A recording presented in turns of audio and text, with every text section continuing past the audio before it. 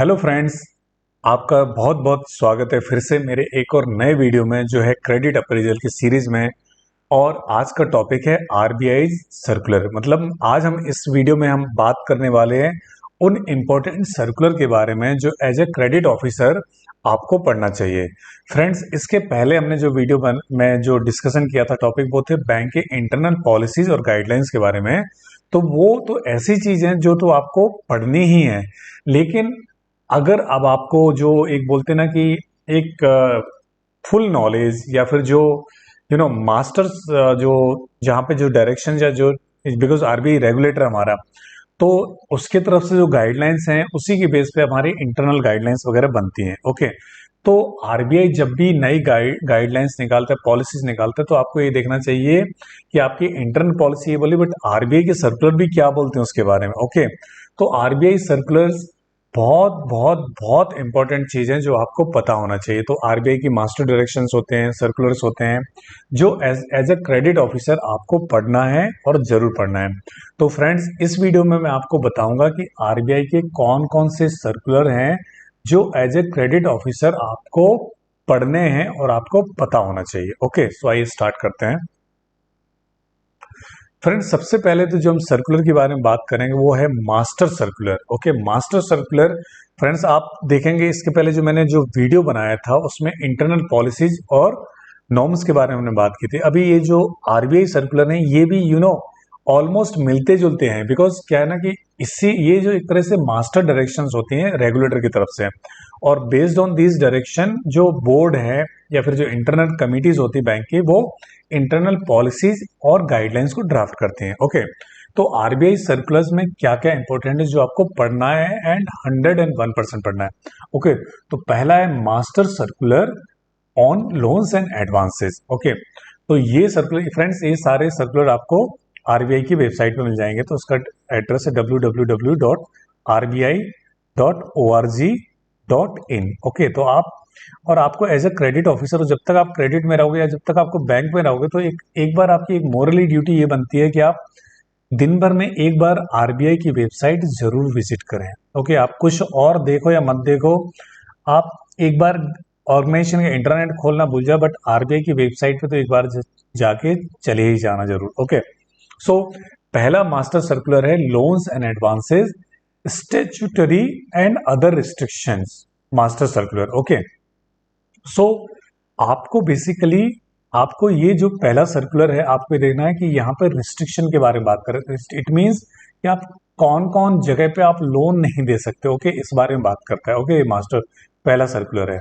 Okay, उसके बाद में तो आपको यहाँ पे एक अच्छा गाइडेंस मिलेगा। आपको इस सर्कुलर में आपको बताएंगे बैंक अपने शेयर के अगेंस्ट लोन नहीं दे सकता है, या फिर जो स्पेकुलेशन के लिए लोन नहीं दे सकता है, वो जो डेप्लीट जो ऐसे इस इंडस्ट्री जो वहाँ पे उनको लोन नहीं दे सकता। तो इस तरह की चीज़ें आपको बहुत सारी इस सर्कुलर में पढ़ने को मिलेंगी। तो इस सबसे पहले आप मास्टर सर्कुलर जो पढ़ेंगे, आपको लोन्स एंड एडवांस पढ़ना, बिकॉज आप क्रेडिट डिपार्टमेंट में। ओके, इसके बाद है एक मास्टर सर्कुलर ऑन बेसल 3। मतलब इसमें क्या है ना कि आपका जो प्रोविजनिंग वगैरह है, इसमें आपको रिस्क वेटेड असेट वगैरह कैसे, वो सब कुछ जो है इसको एक बार आपको पढ़ना है। अगर आप नए हैं तो इस सर्कुलर को आपको समझने में थोड़ा टाइम लगेगा, लेकिन आपको जो कैपिटल रेगुलेशन है, जो बैंकिंग जो कैपिटल होती है उसके लिए क्या गाइडलाइंस है, किस तरह से प्रोविजन होती है, कितना कैपिटल चार्ज होता है, किस तरह से रिस्क वेट दिया जाता है, ये सारी चीज में कवर होती है। ओके फ्रेंड्स, तो यहाँ पे फॉर्मेटिंग में थोड़ा सा गड़बड़ हुआ है, बट ये पहला सर्कुलर लोन्स एंड एडवांसेस, दूसरा सर्कुलर है आपका, ये सेकंड नंबर का सर्कुलर है आपका master circular Basel 3 capital regulation. Okay, now third circular हमारा prudential norms income recognition asset classification and provision pertaining to advances. Okay friends, तो बेसिकली ये जो सर्कुलर है ये हमारे पास प्रूडेंशियल नॉर्म्स हैं। तो यहाँ पे आपको ये है कि अगर आपकी अब जब आप लोन देते हो तो उनको लोन देते हो तो आपको प्रोविजनिंग करनी है। तो उनको प्रोविजनिंग जब आप करोगे तो किस तरह से आपका जो असेट्स है तो उसको रिस्क वेट होगा, उसके हिसाब से उस पर प्रोविजनिंग की जाएगी। ओके, उसके बाद में फिर यहाँ पे एक और इसमें दिया है कि इस पे इनकम रिकॉग्निशन कैसे है, मतलब आपने सिंपली अगर स्टैंडर्ड असेट्स है तो किस तरह से इनकम रिकॉग्निशन होगा, अगर एनपी है तो आप उसके इंटरेस्ट को कैसे रिकॉग्नाइज करो, ये सारी चीजें इसमें दी है। उसके बाद असेट क्लासिफिकेशन, तो ओके इसमें दिया असेट मतलब आपने एक बार लोन दे दिया तो ये क्या होगा, उससे रिसीवेबल्स होता है, सो वैसे भी ये बैलेंस शीट का पार्ट होता है और ये असेट लाइबिलिटी असेट साइड आता है। ओके तो असेट साइड में होता है, तो इसलिए हम इसको क्या बोलते हैं, आरबीआई सर्कुलर इसको बोलते हैं असेट क्लासिफिकेशन। असेट का मतलब बेसिकली आपने जो लोन्स दिया है उसके क्लासिफिकेशन के बारे में क्या गाइडलाइन है। ओके तो क्लासिफिकेशन इसमें क्या होता है, असेट क्लासिफिकेशन क्या होता है, स्टैंडर्ड असेट्स होता है, सब स्टैंडर्ड होता है, डाउटफुल, फिर उसके बाद लॉस असेट्स। तो फ्रेंड्स ये आपको सर्कुलर पढ़ने हैं, इसको कैटेगरी दिया जाता है कि अगर आपने ओवरड्यूज, अगर आपको इंस्टॉलमेंट नहीं दे रही है तो किस बेस पे उसका असेट क्लासिफिकेशन क्या होगा, ये सारी गाइडलाइंस आपको इस सर्कुलर में मिलेंगी, आपको ये जरूर जरूर जरूर पढ़ना है। ओके इसके बाद है नेक्स्ट सर्कुलर है master circular on guarantees and को एक्सेप्टेंसेस। ओके तो फ्रेंड्स ये जो सर्कुलर है ये आरबीआई का मास्टर सर्कुलर है जो गारंटीज और जो को एक्सेप्टेंस के बारे में जो गाइडलाइंस है उसके बारे में बात करें, तो आपको ये सर्कुलर भी पढ़ना है। यहाँ पे गारंटी से रिलेटेड बहुत सारे प्रोविजन दिए हैं, बिकॉज जब आप क्रेडिट अप्रेजल करोगे तब आपको फंड बेस और नॉन फंड बेस, तो नॉन फंड बेस में हमारे letter of credit, bank guarantee और अदर को एक्सेप्टेंस ऐसी ऑब्लिगेशंस आती हैं जो कैश में नहीं है बट आगे फ्यूचर में आप कमिट करते हो, राइट। तो गारंटीज के बारे में इसमें दिया है, आपको ये प्रोविजन पता होना चाहिए। ओके अभी फ्रेंड्स हमने देखा जैसे इंटरनल पॉलिसी होती है, फेयर प्रैक्टिस कोड होता है, वैसे आरबीआई ने फेयर प्रैक्टिस कोड का एक मास्टर सर्कुलर इश्यू किया है बेस्ड ऑन विच जो इंटरनल जो सर्कुलर्स होते हैं वो इश्यू होते हैं। ओके नेक्स्ट सर्कुलर हमारा है master circular on exposure norms.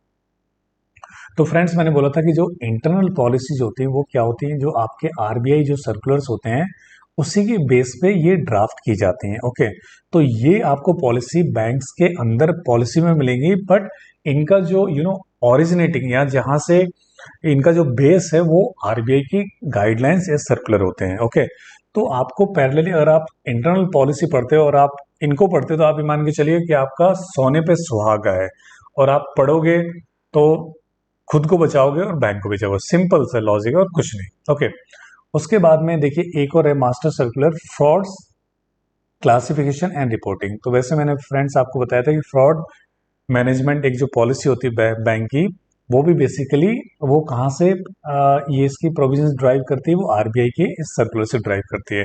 तो आरबीआई के सर्कुलर आपने पढ़े और इसके बाद में आपने इंटरनल पॉलिसी पढ़ी, या फिर पहले आपने इंटरनल पॉलिसी पढ़ी आरबीआई सर्कुलर पढ़े, तो आपका जो नॉलेज लेवल प्लस आपका जो अप्रेजल स्किल है वो ये मान के चलिए वो निखरती जाएगी। ओके बिकॉज फिर आपको डाउट कम रहेंगे और आपके पास में दोनों बेस रहेंगे। आप जब भी किसी रजिस्ट्रेशन करोगे तो आप कोट कर सकते हो कि आपकी इंटरनल पॉलिसी ये बोलती है इस बारे में और आरबीआई ये बोलता है, और इसके अलावा तीसरा कुछ होता ही नहीं है क्रेडिट अप्रेजल में। तीसरे ओपिनियन होते हैं, जो ओपिनियन जो रिटन डायरेक्शन के सामने ओपिनियन की कोई वैल्यू नहीं होती है। ओके कई चीजें एक्सपीरियंस से आती हैं जो ब्लैक एंड व्हाइट में नहीं होती, वहां पे due respect to all the seniors, जो उनका एक्सपीरियंस है वो हमें सुनना चाहिए, समझना चाहिए। लेकिन जहां पे आपको क्लियर कट गाइडलाइंस दी हैं इंटरनल पॉलिसीज में और सर्कुलर में, boss there is no alternate, आपको वो सर्कुलर इंटरनल पॉलिसीज या फिर आरबीआई के सर्कुलर आपको रिफर करने हैं। ओके एंड एक चीज और बताता हूं मैं आपको, जब भी आप बात करो क्रेडिट अप्रेजल में किसी कमेटी के सामने, जब अगर कोई टेक्निकल मैटर आता है जहां पे ये सारी चीजें जो इनके बारे में सर्कुलर दिए हैं, जब आप सर्कुलर कोड करते हो, अगर आप क्लॉज कोड करोगे कि यहाँ पे इस चैप्टर में ऐसा लिखा है, इस क्लॉज नंबर में ऐसा लिखा है, आरबीआई का सर्कुलर ये बोलता है, इसके ऐसा ऐसा, तो फ्रेंड्स आपके सुपीरियर्स और आपके जो कलीग्स हैं वो भी आपको रिस्पेक्ट करेंगे। Okay and the last circular जो important, there are many circular, but इस वीडियो में जो लास्ट सर्कुलर है वो है master circular on wilful defaulter.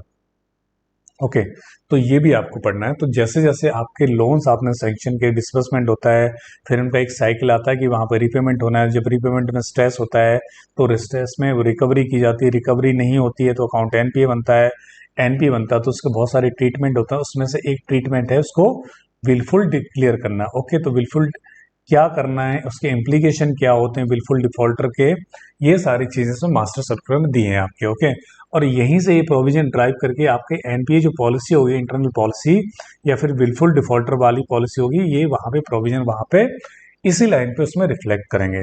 Okay friend, so friends इस वीडियो में मैंने आरबीआई सर्कुलर, जो इंपॉर्टेंट सर्कुलर है, जो एज ए क्रेडिट ऑफिसर आपको पता होना चाहिए, मैंने उसके बारे में बात की, आपको थोड़ा सा उनके बारे में ब्रीफली एक्सप्लेन किया, और मैंने आपकी आरबीआई वेबसाइट बताया। आप वहाँ पे जाइए, विजिट कीजिए, इन सर्कुलर को पढ़िए, इनका प्रिंट आप अपने पास में रखिए, और एज ए क्रेडिट ऑफिसर ये चीज़ें आपकी एक तरह से आप ये मान के चलिए कि ये आपकी बाइबल्स हैं। ओके, इनको पढ़िए, इनमें जैसे अपडेट होती है उनको ट्रैक रखिए, और अगर आप इनको पढ़ते हैं तो डेफिनेटली आप बहुत बहुत बहुत अच्छे क्रेडिट ऑफिसर बनेंगे। So thanks for watching this video and my best wishes for you. Thank you so much.